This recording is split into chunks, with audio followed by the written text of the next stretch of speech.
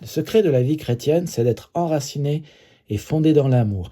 Et si vous arrivez à comprendre que l'amour de Dieu est suffisamment large pour inclure tous vos péchés, suffisamment long pour durer éternellement, suffisamment haut pour être plus haut que vos défis, et suffisamment profond, plus profond que vos problèmes les plus profonds, alors vous passerez à un niveau supérieur, vous recevrez de Dieu toute la vie et vous aurez toute sa plénitude.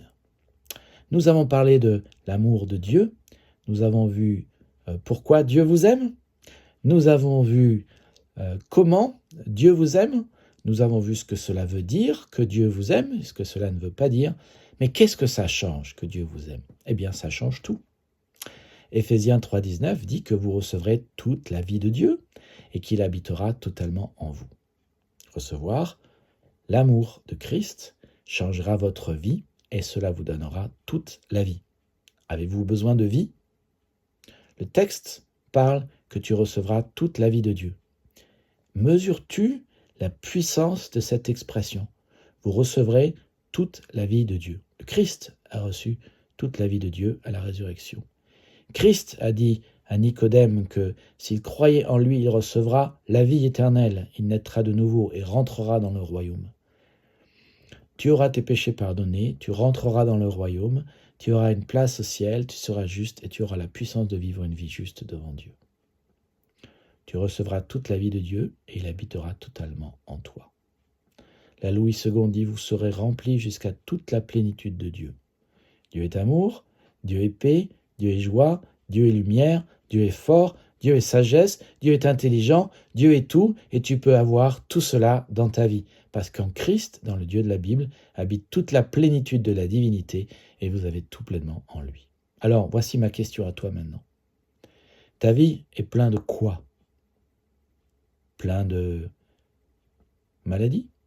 Plein d'inquiétudes? Plein de tourments? Si tu devais caractériser ce qui remplit ton cœur, ça serait quoi? Eh bien, tu peux être plein de satisfaction, plein de joie, plein de paix, plein d'amour. Cela se trouve dans le Dieu de la Bible et en Jésus-Christ et en son amour et dans le fait de connaître son amour, d'être enraciné et fondé dans son amour et dans le fait de recevoir son amour. Alors, écoute maintenant, la chose la plus importante, tu n'es pas le fruit d'un accident. Tu existes parce qu'avant la fondation des temps, Dieu avait décidé par amour que tu naîtrais. Tu as été créé pour être aimé par Dieu. Il aime tout ce qu'il a créé et t'a fait venir à la vie pour que tu aies une relation avec lui où l'amour est au centre. Il désire de tout cœur ton amour, il désire que tu vives en harmonie avec lui et que tu sois réconcilié avec lui, que tu vives une vie où l'amour et son amour est au centre. Alors, quelques versets clés pour étoffer ce que je viens de dire. Tu n'es pas le fruit d'un accident. Dieu t'a choisi par amour et il t'a désiré. Ça, c'est Éphésiens 1,4 qui le dit, en parole de vie. Dieu nous aime et depuis toujours, il a voulu que nous devenions ses fils par Jésus-Christ. Tu vois, Dieu nous aime et depuis toujours, il a voulu. Donc tu as été voulu par amour. Tu n'es pas le fruit d'un accident. 1 Jean 4, 8 dit Dieu est amour. Et donc tout ce que Dieu est, tout ce que Dieu a fait, tout ce que Dieu a dit, tout ce que Dieu a promis, a été fait par amour. Et donc tu as été fait par amour et tu as été fait aussi pour être aimé par Dieu. Psaume 145, verset 3 dit que son amour s'étend à tout ce qu'il a créé. Et puis, il t'a créé donc par amour pour t'aimer, et c'est pour cela que la Bible dit qu'il a tant aimé le monde, il t'a tant aimé, qu'il a donné son Fils Jésus-Christ, afin que tu crois en lui.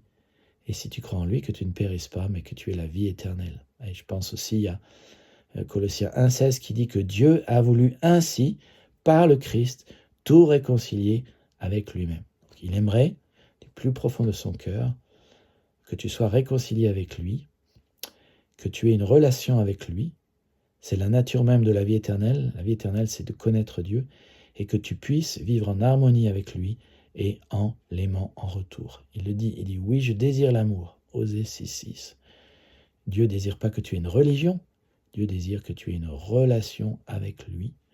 Et Jésus le dit, tu aimeras le Seigneur ton Dieu de tout ton cœur, de toute ton âme, de toute ta force. Tu aimeras ton prochain comme toi-même. Et ce qu'il faut dire, c'est que toutes ces vérités que je viens de citer, vous avez été créés par amour, vous avez été créés pour être aimés, et vous avez été créés pour avoir une relation avec Dieu où l'amour est au centre, où vous l'aimez lui et vous aimez les autres.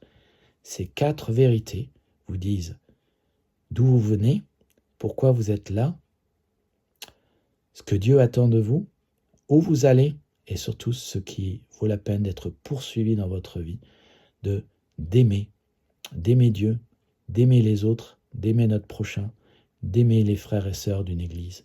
Ça, c'est le sens de la vie. Ça, c'est la nature même de l'évangile.